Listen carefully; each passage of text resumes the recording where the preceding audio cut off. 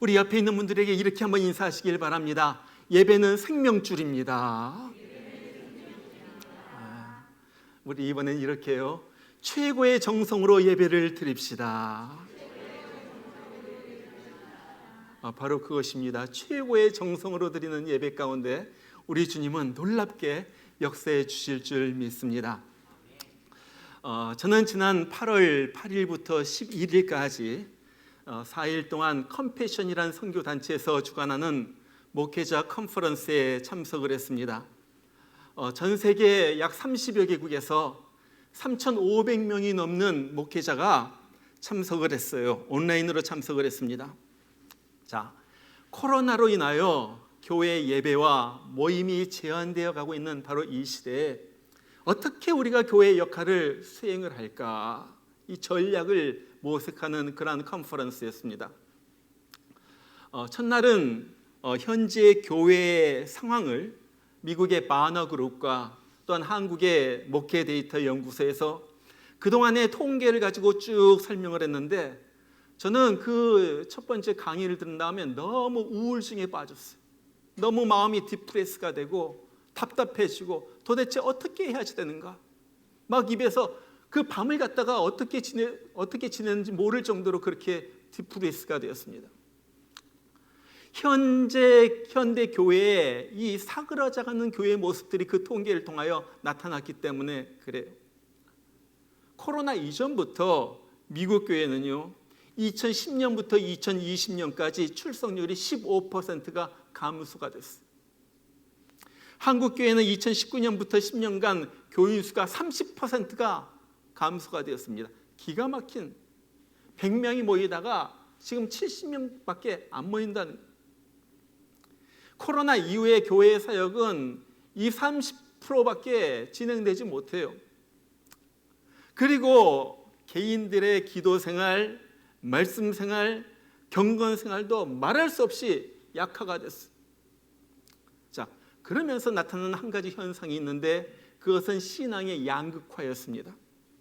보니까 원래부터 신앙이 좋은 사람, 원래부터 정말로 하나님을 정말로 만난 사람은 이 코로나 위기를 통하여 더 기도하고 더 말씀 듣고 더 유튜브 같은 데를 통해 가지고 목사님들의 말씀을 갖다 찾아 들으면서 신앙이 더 깊어졌다는 사람이 있는 반면에 그냥 교회만 왔다 갔다 하는 사람, 신앙생활에 게을리했던 사람들은 그냥 팍 떨어져 버린 거예요. 완전히 양극화가 됐어요. 어떻게 해서든지 현장 예배를 드리는 사람은 믿음을 지탱을 합니다. 그런데 온라인 예배를 갖다가 드렸던 사람들은 말할 수 없이 신앙이 떨어졌다는 거예요. 추락했어요. 그런데 불행한 것은 지금 현 시대에는 이 온라인으로 드리는 이 유튜브 예배가 하나의 트렌드로 자리를 잡고 있다는 거예요. 코로나가 끝나고 교회가 정상적으로 모여도 나이가 젊은 사람일수록 이제는 교회에 나오지 않고 그냥 온라인으로 예배 드리겠다. 그런 사람들이 굉장히 많이 늘어났어. 그리고 온라인으로 예배를 선호하는 젊은 층들의 신앙을 보니까 급속도로 신앙이 약화가 되었다는 거예요. 결국은요, 온라인 예배가 우리의 신앙을 채워주질 못한다는 거예요. 우리의 믿음에 그렇게 더 큰 영향을 갖다 끼치지 못한다 하는 거예요. 그러면서 미국이나 한국 교회나 말할 것 없이 젊은 사람들의 숫자가 팍팍팍팍 줄어듭니다. 지금 어린이 주일학교 있는 교회가 많지 않고요, 유스그룹, 청년부 있는 교회가 많지 않아요. 다 할머니, 할아버지들이 모여가지고 예배를 드린다면서 그렇게 교회들이 앉아있어요.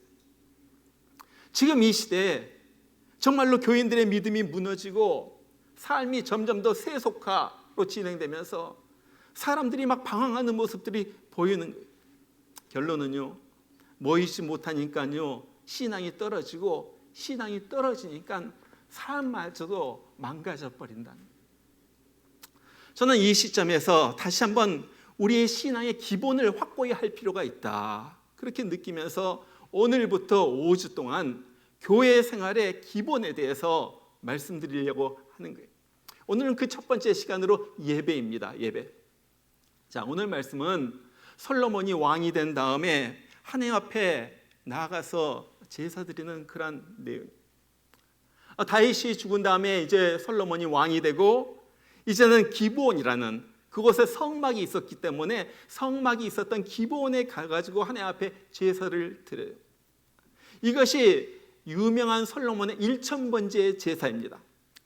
다른 말로 말하면 이것은 소나 양 같은 동물을 1000마리를 갖다 잡아가지고 하나님 앞에 제사를 드리는 거예요. 하나님이 이 솔로몬의 제사를 받으시고 너무나도 마음이 기쁘셨어요. 그래서 바로 그날 밤에 꿈에 나타나셔가지고 솔로몬에게 말씀하시는 거예요. 솔로몬, 나는 너에게 무엇을 주었으면 좋겠니? 네가 무엇을 원하든지 나에게 말해라. 솔로몬이 그렇게 대답을 해요. 하나님, 나는 아직 작은 아이에 불과합니다. 내게 선악을 분별할 수 있도록 지혜를 주시옵소서. 그러니까 하나님이 그렇게 말하죠. 내가 장소도 구하지 않고 부도 구하지 않고 원수의 생명도 구하지 않고 분별하는 지혜를 구했으니 내가 너에게 지혜롭고 총명한 마음을 너에게 주겠고 네가 구하지 않은 부귀와 영광도 너에게 주겠다. 솔로몬이 꿈에서 깬 다음에 너무나도 감사해가지고 예루살렘에 돌아간 다음에 하나님 앞에 감사제와 번제를 갖다 드린 다음에 온 백성들을 갖다가 모아놓고서 그 앞에서 축제를 벌였다는 얘기예요. 바로 그것이 오늘 우리가 읽은 내용입니다. 자, 보세요. 솔로몬은요, 이 1000번째 제사를 통해 가지고 전에도 없었고 후에도 없는 하나님으로부터 놀라운 지혜를 받습니다. 그것뿐만 아니라 그 당시 중동에서, 그 당시 세계에서 가장 부귀와 영광을 누린 왕이 된 거예요. 여러분, 여러분의 삶이 축복을 받으려면 예배를 잘 들으시길 바랍니다. 예배는요, 모든 복의 시작이고요, 모든 문제의 해결이고요, 모든 승리의 비결이에요. 이것이 예배. 사무엘하서 2장 24장 25절 보면 그래요. 그곳에서 여호와를 위하여 단을 쌓고 번제와 화목제를 드렸더니 이에 여호와께서 그 땅을 위한 기도를 들으시매 이스라엘에게 내리는 재앙이 그쳤더라. 다윗이요, 죄를 범했거든요. 하나님 앞에 나가가지고 속죄제 제사를 갖다 드렸더니 그 제사를 받으시고 이스라엘의 땅에 내렸던 그 재앙이 그쳐졌다는 거예요. 제사를 통하여 재앙이 그쳐진 거예요. 사사기서 6장 24절 보면 기드온이 먼저 하나님 앞에 단을 쌓고 제사를 드립니다.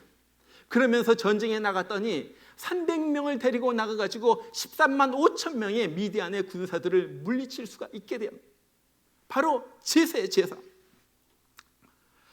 그럼 오늘 우리는 솔로몬 도대체 어떻게 제사를 드렸길래 하나님께서 이렇게 기뻐하시고 제사가 끝나자마자 바로 그 밤에 솔로몬에게 나타나가지고 솔로몬, 내가 너에게 뭘 주면 좋겠니?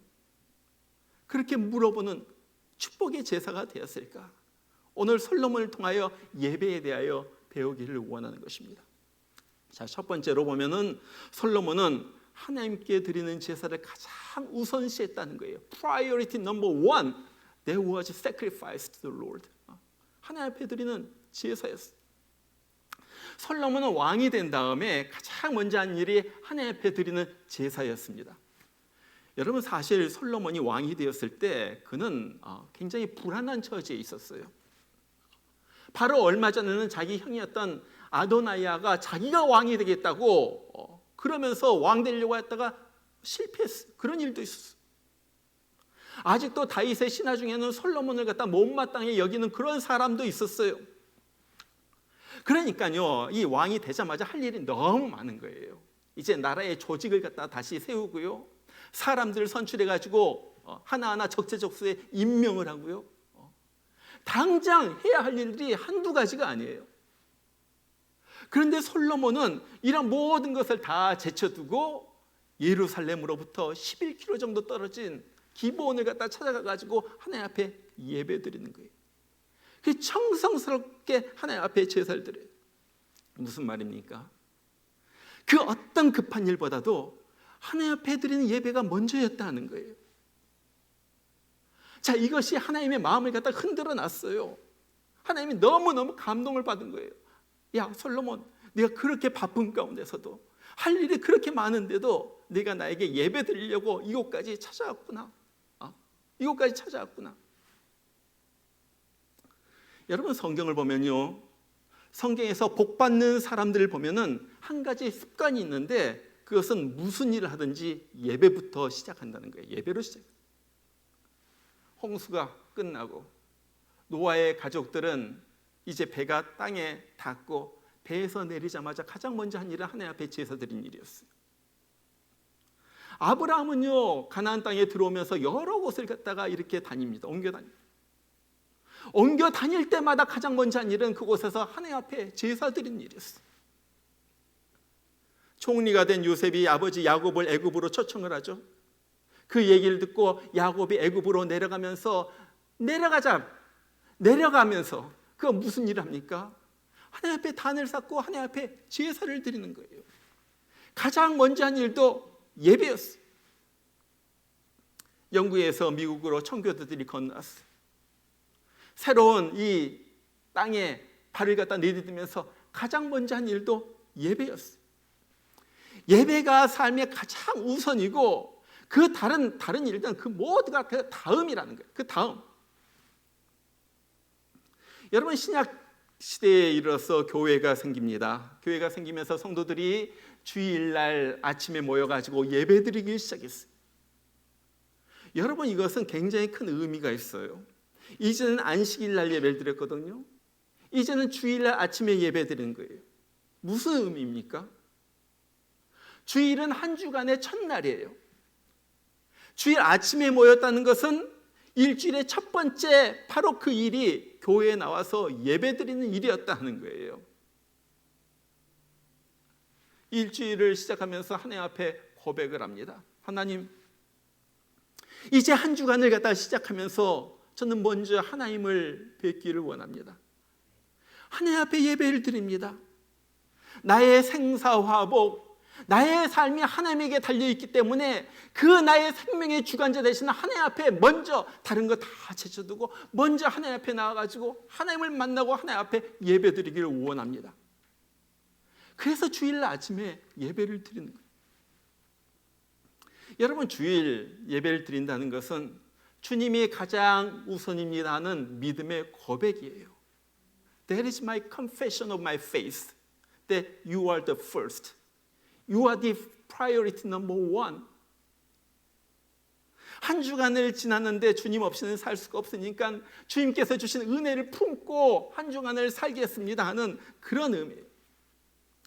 거꾸로 말한다면은 주일 예배를 소홀히 한다는 것은 주님보다도 더 소중히 여기는 것이 있다는 말이고, 극단적으로 말하면 주님 없이도 살 수 있다는 말이에요. 기가 막힌. 여러분, 하나님이 어떤 사람을 돌봐주시겠어요? 물어볼게요. 여러분들은 여기 다 나왔지만 또 온라인으로 유튜브를 통하여 많은 예배를 드리는 사람도 많이 있으니까 여러분의 스케줄에 있어서 예배는 몇 번째입니까? 오늘 다른 아무런 스케줄이 없네. 그러니까 교회나 가봐야지 되겠다. 예배나 드려야지 되겠다. 이거예요? 아니면은 정말 하나님께 예배 드리는 것이 내 스케줄의 첫 번째이다. 우선순위이다.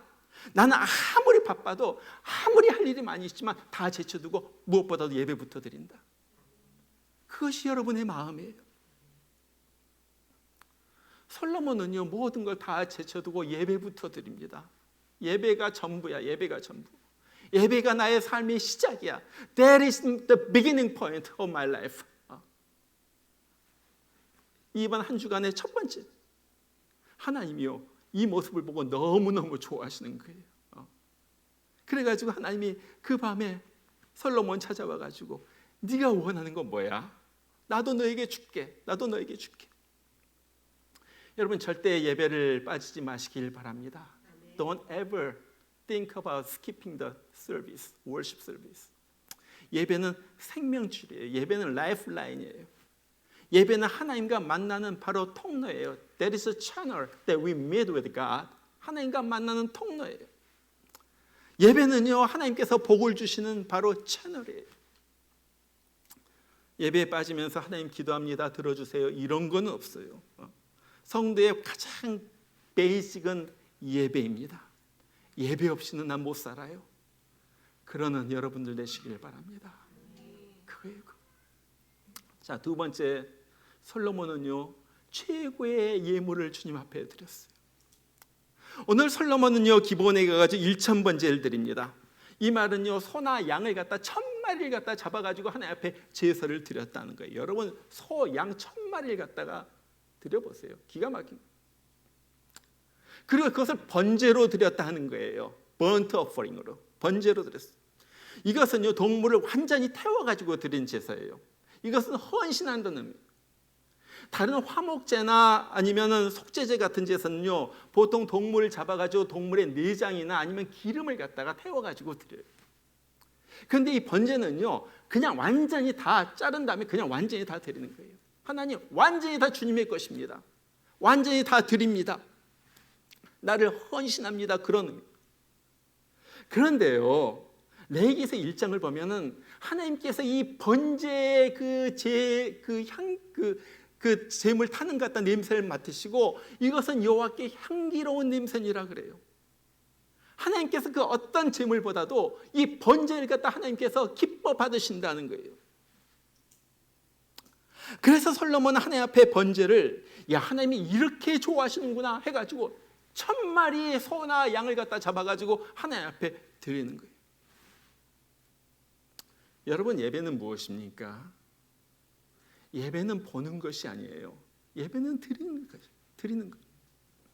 예배는 하나님 앞에 우리의 시간을 드리고 우리의 정성을 드리고 우리의 찬양을 드리고 기도를 드리고 우리의 헌금을 드리고 하나님 앞에 드리는 거예요.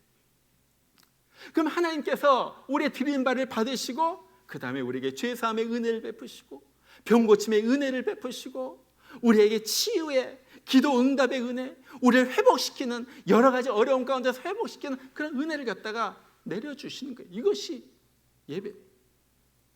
그래서 예배는요 우리가 보이진 않지만은 영적으로 끊임없이 하나님과 주고받는 거예요. 그것을 보여주는 것이 창세기 28장의 야곱의 꿈이잖아요. 야곱이 베델이라는 곳, 베델은 하나님의 집이라는 그런 의미예요. 거기에서 꿈을 꾸는데 하늘로부터 사닥다리가 내려, 천사가 그 사닥다리를 갖다가 오르락 내리락 오르락 내리락 하는 거예요. 이것은 예배를 보여주는 거예요. 예배 시간에 우리는 하나님 앞에 찬양을 올려드리고 기도를 올려드리고 헌금을 올려드리고 이런 걸 막 올려드리고 하나님은 그것을 갖다 받으시고 우리에게 말씀을 주시고 은혜를 주시고 여러 가지 은사를 주시기도 하고 문제 해결의 복을 갖다가 주시기도 하고 하나님은 막 그런 것을 내려주시는 거예요. 근데 문제는요 우리는 드리는 것 없이 받으려고만 한다는 거예요. 제가 보면요 요즘 근래 일어나는 교회에서 일어나는 현상 중에 하나가 젊은 층일수록 그래요. 하나님 앞에 드리지는 않고 그냥 받기만, 헌금을 드리지 않고 예배를 드려요. 기가 막힌 일이에요. 기가 막힌 일. 제가 이걸 보면요 놀래요. 여러분, 제사를 드리는데 제물 없이 제사를 드리는 거 봤어요? 제물 없이 제사를 드려요? 제가 성경 어디를 봐도요 제물 없이 제사를 드리는 것은 법이 없어요. 하나님 앞에 예물 없이 예배를 드린다는 것은 존재할 수가 없다는 거예요. 우리가 지난 시간에 말씀을 들었어요. 우리는 누구라고요? 우리는 하나님의 소유이고 하나님의 왕 같은 제사장이고 거룩한 백성이다. 자, 왕 같은 제사장이 하나님 앞에 나가지고 이제 제사를 드리는데 제사장이 제사를 갖다 드리면서 아무런 동물도 아무런 세크리파이스도 가지지 않고 나가서 제사를 드려요. 있을 수가 없는 일. 있을 수. 여러분, 오늘 솔로몬은요 1000번제를 드렸지만요 다윗은요 수없이 평생 다윗은요 수없이 많은 제사를 드립니다. 그리고 그때마다 하나님 앞에 아낌없이 제물을 드려요. 솔로몬은 1000번제를 드렸지만요 다윗은 3000번제를 드려요. 역대상 29장에 보면은 거기 보니까 그래요. 이튿날 여호와께 제사를 드리고 또 여호와께 번제를 드리니 숫송아지가 1000마리요, 순양이 1000마리요, 어린 양이 1000마리요, 또 근천제라. 온 이스라엘 위하여 풍성한 제물 드리고. 풍성한 제물. 다윗은 그렇게, 하나님이 다윗을 보면서 너무너무 기뻐하시잖아요. 자, 그렇게 제사를 드렸던 다윗이 이스라엘 백성들을 향하여 그렇게 말해요. 역대상 16장 29절입니다. 여호와의 이름에 합당한 영광을 그에게 돌릴지어다. 예물을 가지고 그 앞에 들어갈지어다. 아름답고 거룩한 것으로 여호와께 경배할지어다. 예물을 가지고 하나님 앞에 들어가 가지고 예배를 드려라. 이스라엘 백성들아, 너는 그렇게 해야지 된다. 다윗은요, 하나님 앞에 제사를 드릴 때 한 가지 원칙이 있었어요. 그것은 공짜로 제사 드리지 않고 반드시 자신이 대가를 지불하고 제사를 드린다는 거예요. 다윗이 한 번은 죄를 지어가지고 하나님 앞에 속죄제를 드립니다. 속죄제의 제사를 갖다 드리게 돼요. 그런데 하나님께서 다윗에게 그렇게 말씀하시는 거예요. 너 저쪽 예루살렘에 가가지고 그 여부스에 있는 오르난이라는 사람의 타작마당에서 제사를 드려라. 그래서 다윗이 오르난에게 가가지고 말하는 거죠. 내가 지금 하나님께서 이곳에서 제사를 드리라고 그랬기 때문에 이제 너의 타작마당을 내가 사가지고 여기에다 제단을 쌓고 제사를 드려야지 되겠으니까 너의 타작마당을 나에게 팔아라. 그러니까 오르난이 그렇게 말하는 거예요. 왕께서 제사를 드리는데 내가 어떻게 이 땅을 갖다가 팔겠습니까? 왕이요, 제가 이 땅을 갖다 그냥 드리겠습니다. 그리고 왕이 제사 드리는데 필요한 소도 제물도 제가 다 드리겠습니다. 왕은 그냥 빈손으로 오셔가지고 하나님 앞에 그냥 제사만 드리세요. 그때 다윗 왕이 오르난에게 한 말이 있어요. 역대상 21장 24절부터 25절까지. 다윗 왕이 오르난에게 이르되 그렇지 아니하다. 내가 반드시 상당한 값으로 사리라. 내가 여호와께 드리려고 내 물건을 빼앗지 아니하겠고 값없이는 번제도 드리지 아니하리라. 그리고 나서 그 자리에서 금 600세겔을 갖다가 주고서 넉넉하게 주고서 그 땅을 사고 자기의 재물을 가지고 하나님 앞에 제사를 드려요. 나의 희생이 없이는 하나님 앞에 제사 드리지 않겠다는 거예요. 나의 희생 없이 하나님 앞에 예배 드리는 일은 있을 수가 없다 하는 거예요. 저는 제 아이들에게 늘 헌금을 강조합니다. 물론 교회 출석도 강조하지만요. 지난번에 제 아들이 왔을 때 제가 물어봤어요. 너 11조 드리냐? 그랬더니 안 드린대요, 이놈이. 물론 대학 학자금도 지금도 갚아야지 되고요. 제가 전혀 도움을 못 줬으니까. 이제 내년에는 대학원도 가야지 되는데 또 몇십만 불이 들어가는 거예요. 이게 기가 막힌 거예요. 월급을 많이 받는 것도 아니고. 그랬더니 자기는요, 자기 교회에서 열심히 다른 일로 봉사한다는 거예요. 이 코로나 기간 동안에도 자기 교회 큰 교회 다니는데 거기 가가지고 안내위원 보면서 사람들 다 안내위원하고요. 스몰 그룹 해가지고 또 셀그룹 거기에서 리더로 인도하고요. 그 밖에 얘는요 정신없이 바빠요. 어디 제일 미니스트리 남 도와주는 거 어디 가서 봉사해 주는 것이 너무 많아요. 그걸로 때운다는 거죠. 내가 그렇게 말했어요. 야, 네 몸으로 때우는 일은 몸으로 섬기는 것이고 헌금은 헌금이다. 헌금은 헌금이다. 너 11조 바로 해라. 우리 지수 딸이 있는데 매 학기마다 지난 학기 몇 학기는 우리 집에서 했습니다만은 매 학기마다 학교 기숙사에 들어갈 때 저는 한 학기 헌금을 캐시로 준비해 가지고 매 주일 드릴 헌금을 갖다 딱 해가지고 줘요. 너 그곳에 가서 예배 드릴 때 반드시 이 헌금 가지고 헌금 드려라. 요즘 보면요 학생들 대부분 헌금 안 해요. 대학생들 헌금을 안 해요. 학생이라고 수입이 없다고 그러니까 헌금을 안 하는 거예요. 그러면서 이놈들 보니까 커피는 사 먹고 옷은 사 입고요. 지들 쓸 때는 다 써.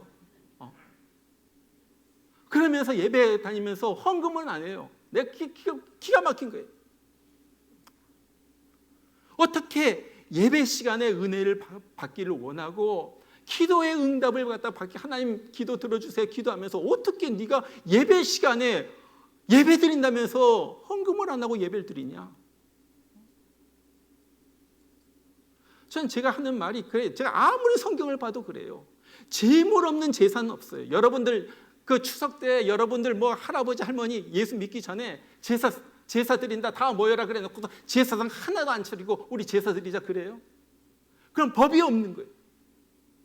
헌금 없는 예배는 없는 거예요. 그래서 우리는 예배 때마다 하나님 앞에 예물을 올려드리는 거예요.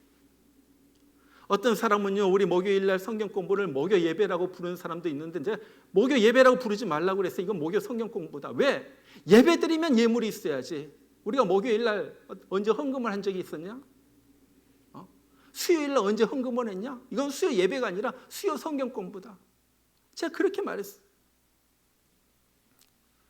우리 지수가 한국에 갔는데 한국은 지금 교회가 전혀 못 모여요.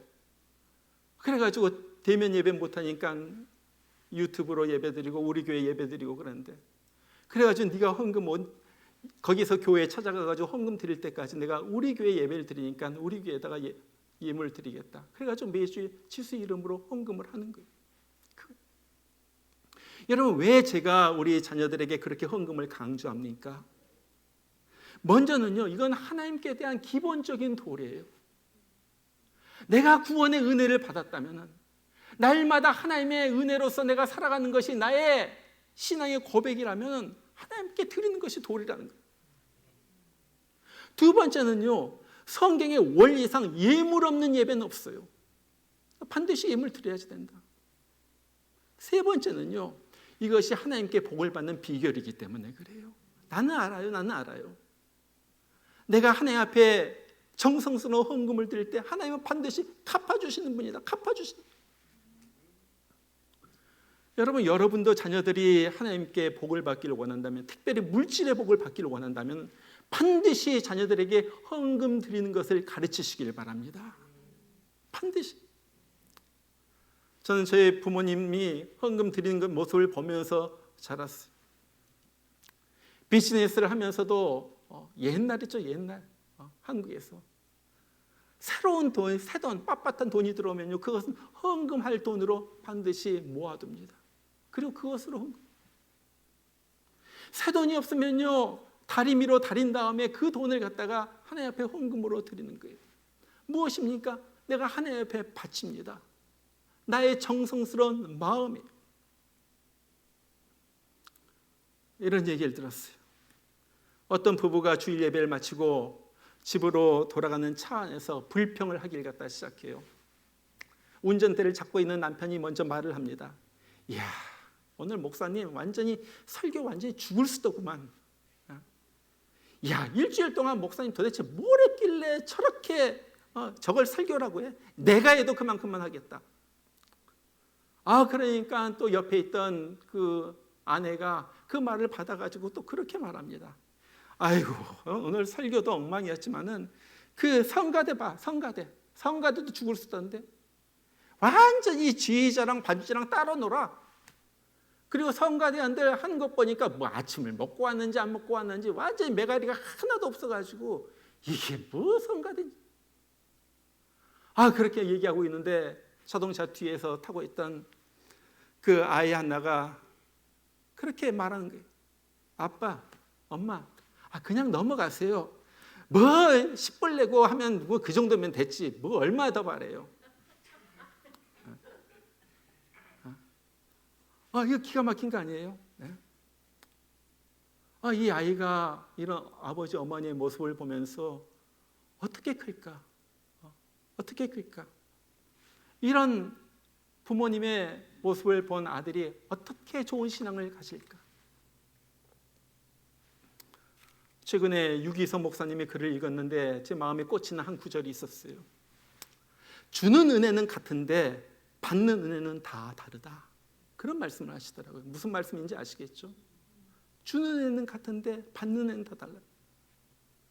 우리 모두가 지금 이 자리에 한 자리에 모였어요. 그리고 하나님께서 이곳에 임하여서 예배를 통하여 찬양을 통하여 설교를 통하여 은혜를 주십니다. 그런데 어떤 사람은 정말로 이 예배 가운데 은혜를 받고 기쁨으로 주님 앞에 돌아오고, 어떨 때 눈물을 흘리면서 회개하기도 한데, 어떤 사람은요 전혀 그런 것 없이 그냥 왔다 갔다, 오늘 또 그냥 교회 갔다 왔다. 그래서 히브리서 6장 7절의 말씀도 그 말씀이에요. 하나님께서 똑같이 비를 내리시는데 어떤 땅은 채소를 내고 어떤 땅은 가시와 엉겅퀴를 낸다는 거예요.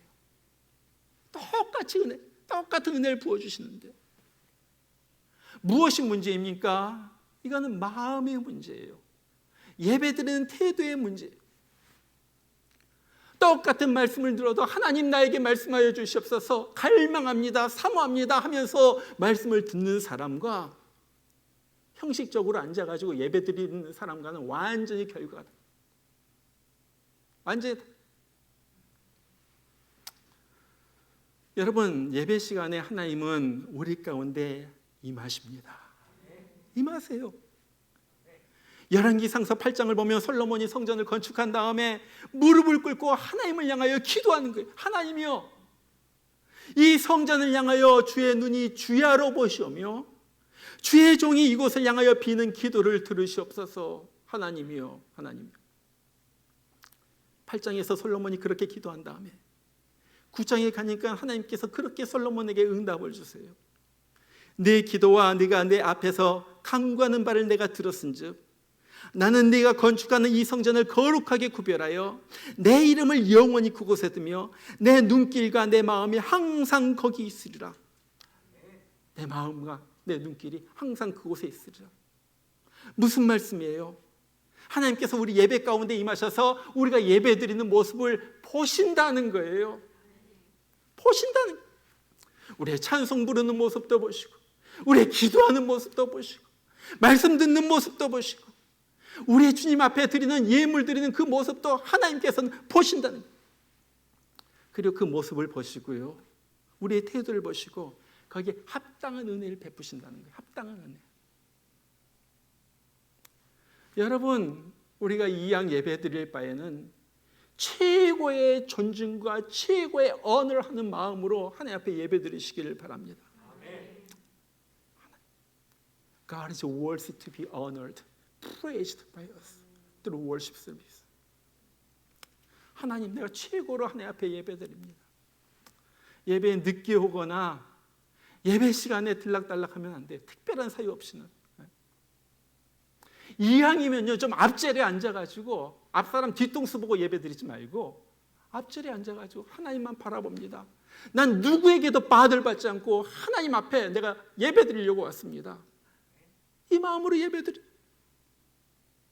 여러분, 축도 끝나기 전에 예배 떠나가면 안 돼요. 절대 이 방을 나가면 안 돼요. 축도 끝나기 전에. 축도는 예배 끝이고 예배 결론이에요. 이스라엘 백성들이 왜 예배를 드립니까?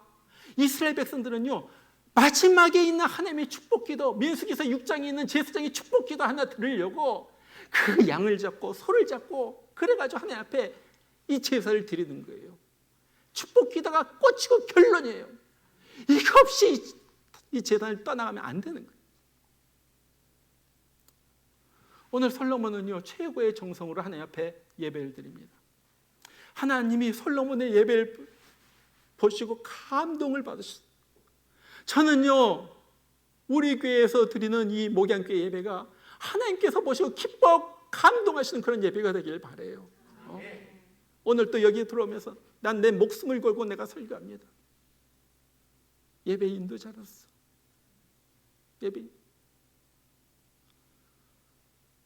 최근에 너무 슬픈 일을 제가 당했어요. 너무 가까운 사람이 갑자기 죽었어요.